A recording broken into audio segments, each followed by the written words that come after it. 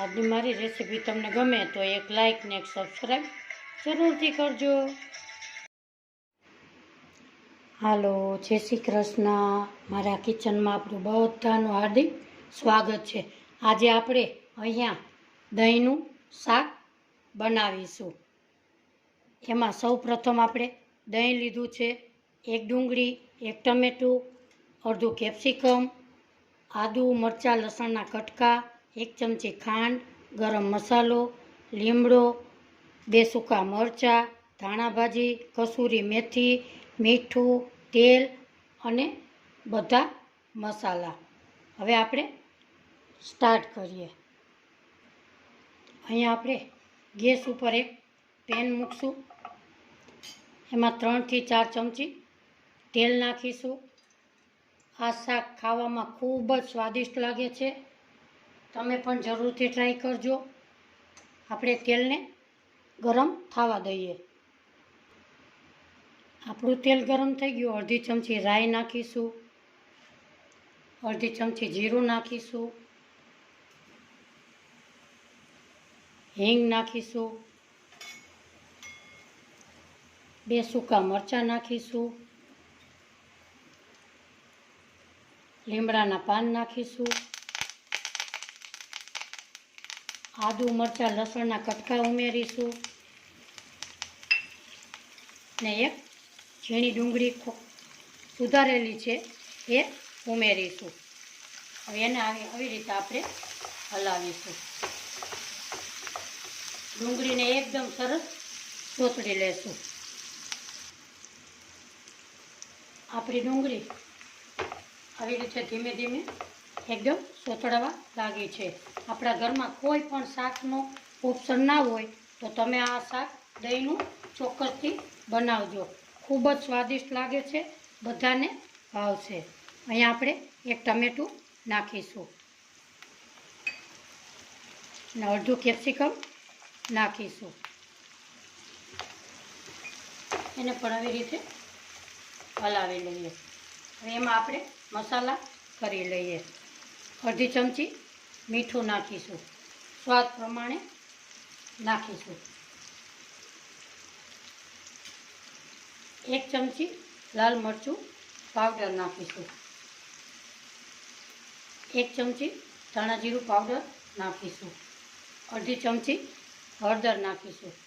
હવે એને આપણે આવી રીતે મિક્સ કરી લઈએ અને 2 મિનિટ એને પાકવા દઈએ.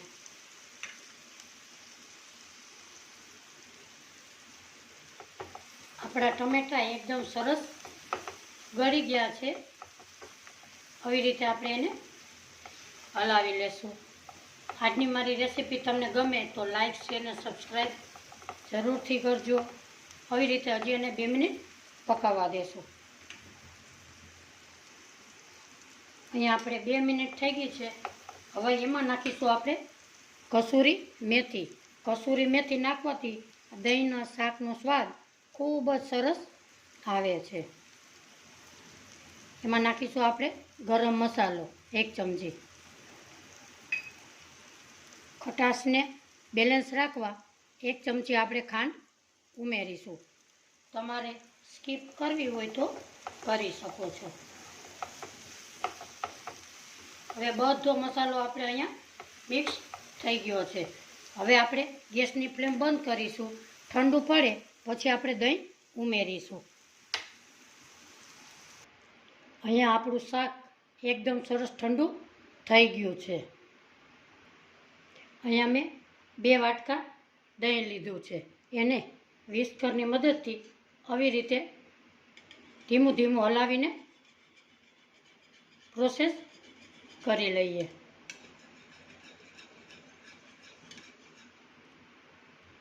હવે આપણે આ શાકમાં દહીંને ઉમેરી દઈએ અને શાકને આવી રીતે આપણે હલાવી લઈએ. આ શાક ખાવામાં ખૂબ જ સરસ સ્વાદિષ્ટ લાગે છે. તમે પણ ચોક્કસથી ટ્રાય કરજો.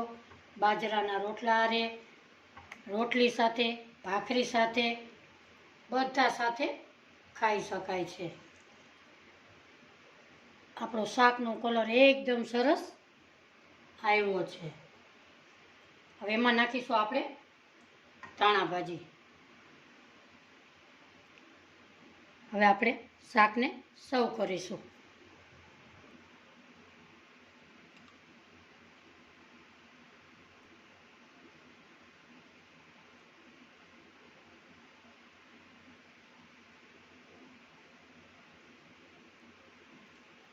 જો તમને આજની મારી શાકની રેસીપી ગમી હોય તો એક લાઇક શેર અને સબસ્ક્રાઈબ જરૂરથી કરજો.